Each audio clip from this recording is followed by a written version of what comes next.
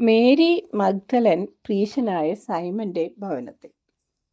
എൻ്റെ വേദനകളിൽ ആശ്വസിപ്പിക്കാനും മനുഷ്യരുടെ ദുഷ്ടത മറക്കാൻ സഹായിക്കാനുമായി എൻ്റെ ഈശോ എനിക്ക് മാധുര്യമേറിയ ഈ ദർശനം തന്നു.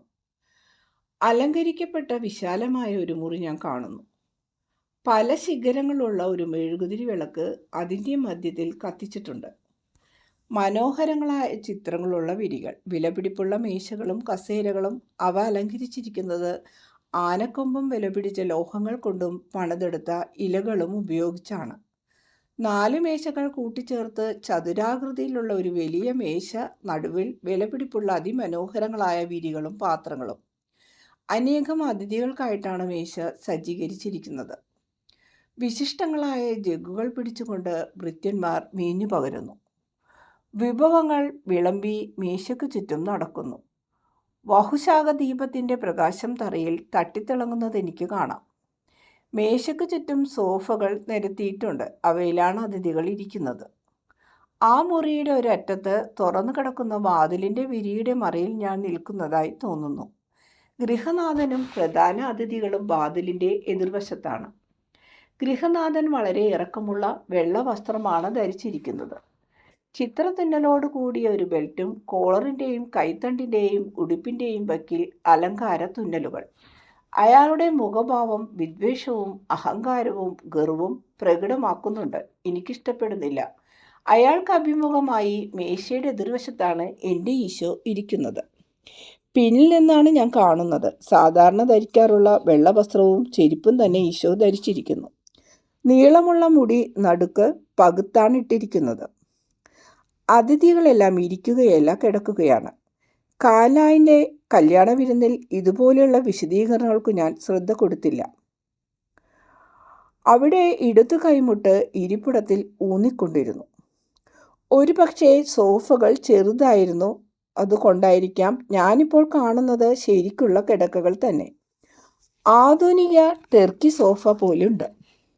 ജോൺ ഈശോയുടെ അടുത്താണ്. ഈശോയും മറ്റുള്ളവരെ പോലെ ഇടതു കൈ മുട്ടുകുത്തി ചാരിക്കിടക്കുന്നതിനാൽ ജോൺ ഈശോൻ്റെയും മേശയുടെയും ഇടക്കായി ചാരിക്കിടക്കുന്നു. ജോണിൻ്റെ കൈമുട്ട് ഈശോയുടെ ഇടക്കെട്ടിനടുത്ത് വരുന്നുണ്ട്. ഈ സ്ഥിതിയിൽ ഈശോയ്ക്ക് ഭക്ഷണം കഴിക്കുന്നതിന് തടസ്സമില്ല. വേണമെങ്കിൽ ജോണിന് ഈശോയുടെ മാറിൽ ചാരിക്കിടക്കുകയും ചെയ്യാം. അതിഥികളായി സ്ത്രീകളാരുമില്ല. എല്ലാവരും സംസാരിച്ചു കൊണ്ടിരിക്കുന്നു. വീട്ടുടമ ഇടയ്ക്കിടയ്ക്ക് ഗൗരവഭാവത്തിൽ ഈശോയോട് സംസാരിക്കുന്നു. തീക്ഷ്ണമതിയായ ഒരു പ്രവാചകനും ദരിദ്രനുമെന്ന് മറ്റുള്ളവർ കരുതുന്നു. അവനെ സമ്പന്നനായ തൻ്റെ ഭവനത്തിൽ വിരുന്നിന് ക്ഷണിച്ചുകൊണ്ട് ബഹുമാനിക്കുന്നു എന്ന് കാണിക്കാനുള്ള തത്രപ്പാട് വളരെ വ്യക്തം.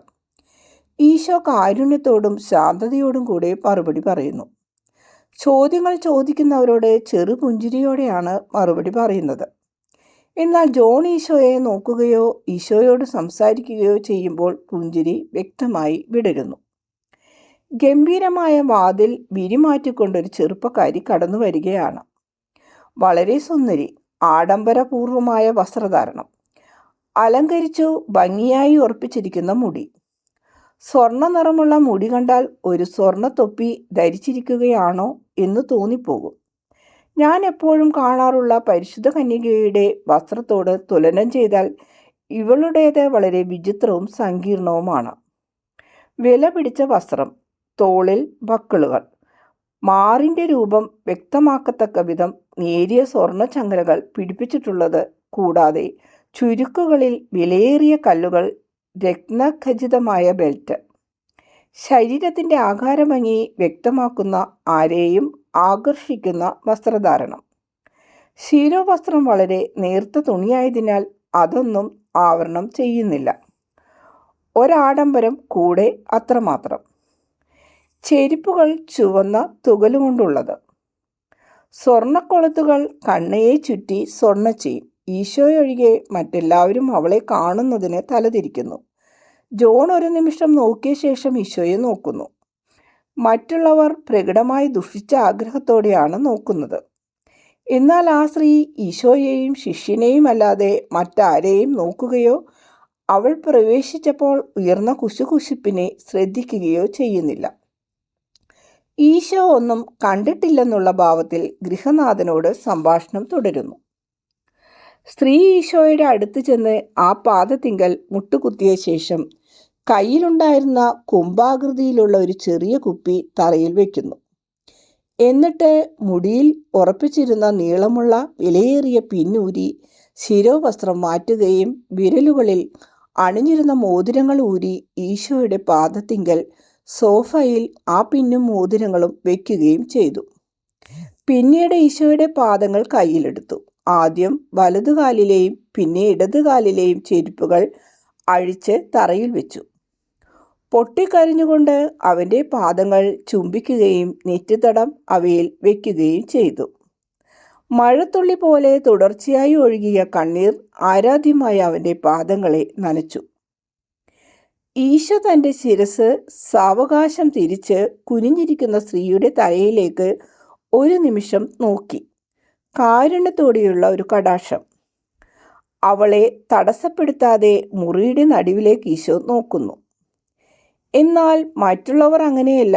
അവർ കണ്ണിറുക്കുകയും പരിഹസിക്കുകയും ചെയ്യുകയാണ്. ശരിയായ വീക്ഷണം കിട്ടാനായി ആ പ്രീശൻ ഒന്ന് നേരെയിരുന്നു. സമ്മിശ്ര വികാരങ്ങൾ അയാളുടെ കണ്ണുകളിൽ പ്രകടമാണ്. അയാൾ ആ സ്ത്രീയെ ആഗ്രഹിക്കുന്നുവെന്ന് വ്യക്തം. അവൾ സ്വതന്ത്രയായി കയറി വന്നത് അയാൾക്കിഷ്ടപ്പെട്ടില്ല. അവൾ ആ ഭവനത്തിലെ ഒരു പതിവുകാരിയാണെന്ന് മറ്റുള്ളവർ വിചാരിക്കുമെന്നുള്ളതാണ് കാരണം. ദ്വയാർത്ഥത്തോടെയാണ് അയാൾ ഈശോയെ വീക്ഷിക്കുന്നത്. എന്നാൽ സ്ത്രീ ഇതൊന്നും മനസ്സിലാക്കുന്നില്ല.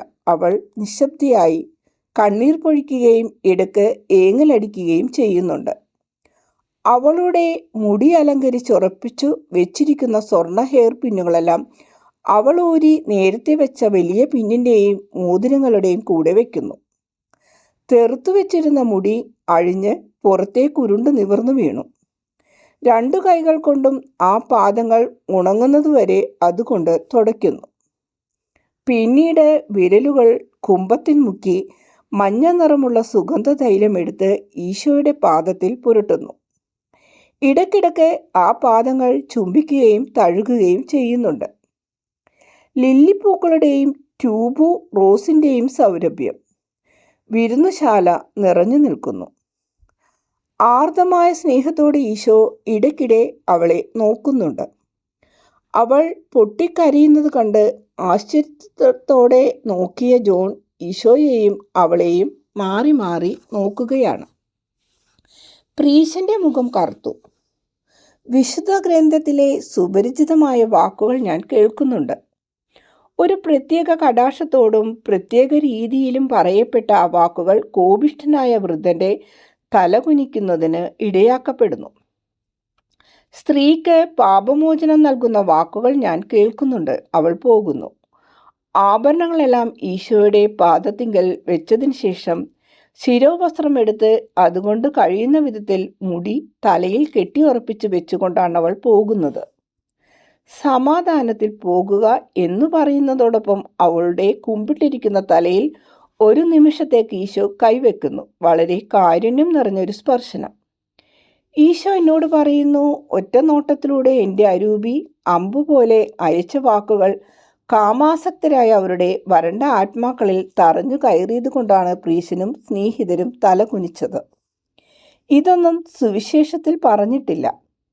നിങ്ങൾ കേട്ടിരിക്കുന്നതിനേക്കാൾ കൂടുതൽ ഉത്തരം ഞാൻ അവന് നൽകി. കാരണം ആ മനുഷ്യരുടെ ചിന്തകളൊന്നും എന്നിൽ നിന്നും മറഞ്ഞിരുന്നില്ല. എൻ്റെ വാക്കുകളേക്കാൾ ശക്തവും അർത്ഥപൂർണവും ശാസനയേറിയതുമായിരുന്നു എൻ്റെ മൂകമായ ഭാഷ. അതവന് മനസ്സിലായി. ഞാൻ അയാളോട് പറഞ്ഞു, അരുത്. സ്വയം നീതീകരിക്കാനായി ദുഷിച്ച കുറ്റാരോപണങ്ങൾ നടത്തരുത്. നിന്നെപ്പോലെ കാമാസക്തിയൊന്നും എനിക്കില്ല. അവൾ എൻ്റെ അടുത്ത് വന്നത് എന്നെ ആകർഷിക്കാനല്ല. ഞാൻ നിന്നെയോ നിന്നെപ്പോലെയുള്ളവരെയോ പോലെയല്ല. അവൾ എൻ്റെ അടുക്കൽ വന്നതിന് കാരണം എന്നെ കാണുകയും യാദൃശ്ചികമായി എൻ്റെ വാക്കുകൾ അവൾ കേൾക്കുകയും ചെയ്തപ്പോൾ ജഡികതയിൽ അന്ധകാരപൂർണമായിരുന്ന അവളുടെ ആത്മാവിൽ പ്രകാശം വീശി എന്നുള്ളതാകണം. അവളുടെ കാമാസക്തിയെ അതിജീവിക്കണമെന്ന് അവൾക്ക് ആഗ്രഹമുണ്ട്. എന്നാൽ സാധുവായ അവൾക്കത് സ്വയം ചെയ്യാൻ ശക്തിയില്ലെന്നവൾ മനസ്സിലാക്കുന്നു. എൻ്റെ അരൂപിയെ അവൾ സ്നേഹിക്കുന്നു, മറ്റൊന്നിനെയുമല്ല, അരൂപിയെ മാത്രം. എൻ്റെ അരൂപി സ്വഭാവീതീതമായ വിധത്തിൽ നല്ലതാണെന്നവൾ മനസ്സിലാക്കി. അവളുടെ ബലഹീനതകളിൽ നിന്ന് മുതലെടുത്ത നിങ്ങളുടെ വിദ്വേഷവും പേറി അവൾ എന്നെ സമീപിച്ചു. ഈ അഹന്ത നിറഞ്ഞ ദുഷ്ടലോകത്തു നിന്ന് അവൾക്ക് ലഭിക്കാതിരുന്ന നന്മയും സന്തോഷവും സമാധാനവും എന്നിൽ കണ്ടെത്തിയതിനാലാണ് അവൾ എൻ്റെ അടുത്ത് വന്നത്. കാപട്യം നിറഞ്ഞ പ്രീശ, എല്ലാറ്റിനെയും നന്നായി കാണുന്നതിന് നിന്റെ ആത്മാവിൽ കുഷ്ഠം മാറ്റി തരണമേ എന്ന് നീ എന്നോട് യാചിക്കുന്നു. എൻ്റെ സ്പർശനം കൊണ്ട് അത് നീക്കാൻ എനിക്ക് കഴിവില്ല, കാരണം അതിനെ നീ ഇഷ്ടപ്പെടുന്നു. അത് മാറണമെന്ന് നിനക്ക് ആഗ്രഹമില്ല, എന്നാൽ അവൾക്ക് സുഖം പ്രാപിക്കണമെന്ന് ആഗ്രഹമുണ്ട്. അതിനാൽ ഇങ്ങനെ അവളെ ഞാൻ ശുദ്ധിയാക്കുകയും അടിമത്തത്തിൻ്റെ ബന്ധനങ്ങളിൽ നിന്ന് മോചിപ്പിക്കുകയും ചെയ്തു. പാപി മരണമടഞ്ഞു. എനിക്ക് സമർപ്പിക്കാൻ ലജ്ജിച്ചിരുന്ന ആ ആഭരണങ്ങളിൽ അവളിപ്പോഴും സന്നിഹിതയാണ്. എൻ്റെയും ശിഷ്യരുടെയും ആവശ്യങ്ങൾക്കും ഞാൻ സഹായിച്ചു കൊണ്ടിരിക്കുന്ന പാവപ്പെട്ടവർക്കും വേണ്ടി ഉപയോഗിച്ചുകൊണ്ട് അവയെ വിശദീകരിക്കുന്നതിനായി അവൾ അവ സമർപ്പിച്ചു. അധികം സമ്പത്തുള്ളവരിൽ നിന്ന് ലഭിക്കുന്നതാണ് ഞാൻ ദരിദ്രർക്ക് നൽകുന്നത്. കാരണം ഈ പ്രപഞ്ചത്തിൻ്റെ ഉടമയായ ഞാൻ മനുഷ്യവംശത്തിൻ്റെ രക്ഷകനായതിനാൽ ഇപ്പോൾ സ്വന്തമായി ഒന്നുമില്ലാത്തവനാണ്. എൻ്റെ പാദങ്ങളിൽ പൂശിയ സുഗന്ധതൈലത്തെയും അവളുടെ മുടിയെ എളിമപ്പെടുത്തിയതുപോലെ എളിമപ്പെടുത്തി എൻ്റെ പാദശുശ്രൂഷ ചെയ്തു. എന്നാൽ നിനക്ക് പ്രകാശം നൽകുന്നതിനായി ഞാൻ വളരെ ദൂരം നടന്നിവിടെ വന്നിട്ടും നിന്റെ കിണറ്റിലെ വെള്ളം കൊണ്ട് ആ പാദങ്ങൾ കുളിപ്പിക്കാൻ പോലും നീ കൂട്ടാക്കിയില്ലല്ലോ. പാപി മരിച്ചു, മേരി വീണ്ടും ജനിച്ചിരിക്കുന്നു. ഒരു സുന്ദരിയായ പെൺകുട്ടി, വിനയമുള്ള കുട്ടി. അഗാധമായ ദുഃഖവും നേരായുള്ള സ്നേഹവുമാണ് അവൾക്ക് പുനർജന്മം നൽകിയത്. കണ്ണുനീരുകൊണ്ട് അവളെ തന്നെ കഴുകി. ഓ പ്രീശ, ഞാൻ ഗൗരവമായി പറയുന്നു, പരിശുദ്ധ യൗവനത്തിൽ നിർമ്മലമായ സ്നേഹത്തിൽ എന്നെ സ്നേഹിക്കുന്ന ഈ യുവാവും ആത്മാർത്ഥമായി അനുതാപത്താൽ കൃപാവരത്തിലേക്ക് വീണ്ടും ജനിച്ചിരിക്കുന്ന ആത്മാർത്ഥമായി എന്നെ സ്നേഹിക്കുന്ന ഈ സ്ത്രീയും തമ്മിൽ ഒരു വ്യത്യാസവും ഞാൻ കാണുന്നില്ല. മറ്റാർക്കും മനസ്സിലാക്കാൻ കഴിയാത്ത വിധത്തിൽ എൻ്റെ ചിന്തകൾ മനസ്സിലാക്കാനുള്ള അനുഗ്രഹം ഈ പരിശുദ്ധനായ യുവാവിനും അനുതപിക്കുന്ന ഈ സ്ത്രീക്കുമായി ഞാൻ നൽകുന്നു. എൻ്റെ ശരീരത്തിന് അന്തിമ ഉപചാരം അർപ്പിക്കാനുള്ള ചുമതലയും അവർക്കായി ഞാൻ നൽകുന്നു. മൃതരിൽ നിന്നും ഞാൻ ഉയർത്തു കഴിയുമ്പോൾ ആദ്യം അഭിവാദനം ലഭിക്കുന്നതും അവർക്ക് തന്നെ. എൻ്റെ അമ്മയ്ക്ക് നൽകുന്ന അഭിവാദ്യം കണക്കാക്കുന്നില്ല. ഇതെല്ലാമാണ് എൻ്റെ മുഖഭാവം കൊണ്ട് ആ പ്രീശനോട് എനിക്ക് പറയാനുണ്ടായിരുന്നത്. എന്നാൽ നിന്റെ ശ്രദ്ധ മറ്റൊരു കാര്യത്തിലേക്ക് ഞാൻ ക്ഷണിക്കുന്നു. ഇത് നിന്റെയും മറ്റുള്ളവരുടെയും സന്തോഷത്തിനു വേണ്ടിയാണ്. മേരി അവളുടെ രക്ഷയുടെ പുലരിയായ ഈ പ്രവൃത്തി ബഥനിയിൽ ആവർത്തിച്ചു. ഓരോ വ്യക്തിയുടെയും രീതി വ്യത്യസ്തമാണ്. ഓരോരുത്തരുടെയും വ്യക്തിപരമായ രീതികളും പ്രവർത്തനങ്ങളും ആവർത്തിക്കപ്പെടുന്നുണ്ട്. തെറ്റുപറ്റാത്ത രീതികൾ, പ്രവൃത്തികൾ. ഈ പ്രവൃത്തി ബഥനിയിൽ അത്ര എളിമപ്പെടുത്തപ്പെട്ടില്ല. ഭക്തി ആദരങ്ങളോടെ ചെയ്ത ആരാധനയുടെ ആ പ്രവൃത്തിയിൽ അവൾക്ക് കൂടുതൽ ആത്മവിശ്വാസം അവിടെ വെച്ചുണ്ടായിരുന്നു. അത് ഉചിതവുമാണല്ലോ. റഷ്യയിലേക്ക് വന്ന ആ സുപ്രഭാതത്തിന് ശേഷം മേരി കുറേയധികം മുന്നോട്ട് പോയി. വളരെ ദീർഘദൂരം പിന്നിട്ടു. സ്നേഹശക്തമായ ഒരു കാറ്റുപോലെ അവളെ വളരെ ഉയരത്തിലേക്ക് മുന്നോട്ടും പറപ്പിച്ചു. സ്നേഹം അഗ്നി എന്ന പോലെ അവളെ ദഹിപ്പിച്ചു. അവളുടെ പുതിയ യജമാനനാക്കി. സ്ത്രീത്വത്തിൻ്റെ മഹത്വത്തിലേക്ക് നവീകരിക്കപ്പെട്ട മേരി ഇപ്പോൾ വ്യത്യസ്തയാണ്. വസ്ത്രധാരത്തിൽ വ്യത്യാസം വന്നിട്ടുണ്ട്. മുടി ക്രമപ്പെടുത്തുന്നതിലും നോട്ടത്തിലും പെരുമാറ്റത്തിലും വാക്കിലും എൻ്റെ അമ്മയുടേതുപോലെയുള്ള ലാളിത്യം വരുന്നുണ്ട്. ഈ പുതിയ മാർഗവും കിട്ടി. അവളുടെ പരിമള തൈല കുപ്പികളിൽ അവസാനത്തേത് എനിക്കായി അവൾ സൂക്ഷിച്ചു വെച്ചിരുന്നത്. എൻ്റെ പാദങ്ങളിലും ശിരസിലും അവൾ പകർന്നു. കണ്ണീർ പൊഴിക്കാതെ സന്തോഷത്തോടെയാണ് ചെയ്തത്. സ്നേഹത്താൽ സന്തോഷിക്കുന്ന അവൾ രക്ഷിക്കപ്പെട്ടു. അവളുടെ പാപങ്ങളെല്ലാം ക്ഷമിക്കപ്പെട്ടു എന്നുറപ്പുള്ള ഒരു മുഖഭാവത്തോടെയാണിപ്പോൾ ചെയ്തത്. മേരിക്കിപ്പോൾ എൻ്റെ ശിരസിൽ സ്പർശിക്കാം, അതിനെ അഭിഷേകം ചെയ്യാം.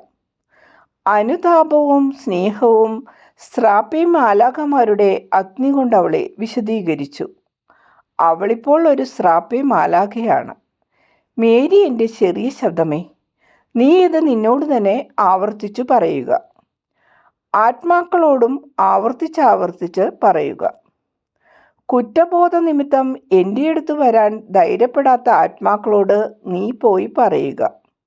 ആര് കൂടുതലായി സ്നേഹിക്കുന്നുവോ അവരോട് കൂടുതലായി ക്ഷമിക്കുന്നു. അതായത് ആരെന്നെ സ്നേഹിക്കുന്നുവോ അവര്. നിങ്ങൾ പാവപ്പെട്ട ആത്മാക്കൾ രക്ഷകൻ നിങ്ങളെ എത്രയധികം സ്നേഹിക്കുന്നെന്ന് മനസ്സിലാക്കുന്നില്ല. എന്നെ ഭയപ്പെടേണ്ട, വരൂ. മനോവിശ്വാസത്തോടെ വരൂ, ധൈര്യമായി വരൂ. എൻ്റെ ഹൃദയവും കൈകളും നിങ്ങൾക്കായി തുറന്നിരിക്കുന്നു.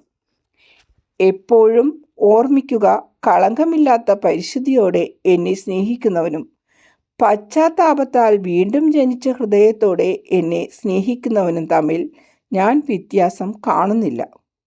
ഞാനാണ് രക്ഷകൻ. എപ്പോഴും അത് ഓർമ്മിക്കുക. സമാധാനത്തിൽ പോകുക. നിന്നെ ഞാൻ അനുഗ്രഹിക്കുന്നു.